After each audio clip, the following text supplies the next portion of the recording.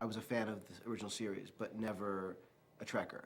But I knew that there was something to Trek that had not been done yet. And I was just immediately compelled by it and desperately wanted to be involved for a lot of reasons. But it was one of those things that I just jumped at the opportunity. Alex Kurtzman and Bob Orsi wrote on Alias and produced Alias with me. And then I had them come on to Mission Impossible. We wrote that script together. And then for Trek, it was a no-brainer to work with them. You never have to have seen Star Trek ever to love this movie. And that, to me, is the key to the movie. We're not making Star Trek for Star Trek fans. We're making Star Trek for moviegoers. And if you happen to be a Star Trek fan, you will love it.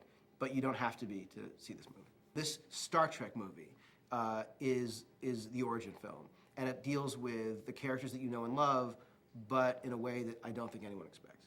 What you will see beyond, I think, the characterizations and the emotional connection between the characters, you will see something else that I think you've never seen before in the Star Trek story, Star Trek movie brought to life on film, which is visual effects at a quality that it deserves, and on a level that I think will be, I think, potentially groundbreaking. There were great moments of comedy, and you wouldn't think of Star Trek as a comedy, but this movie is about making a fun movie. This is a movie that, I want people to go see and literally leave the theater and get back in line again. I mean, it's like that feeling that I used to have when I was a kid. I'd go to see movies, and it was that enormous communal experience that you just went through this great thing together, and I feel like that's what we're going for. This is a fun film, and the great thing about this, too, is it's hopeful.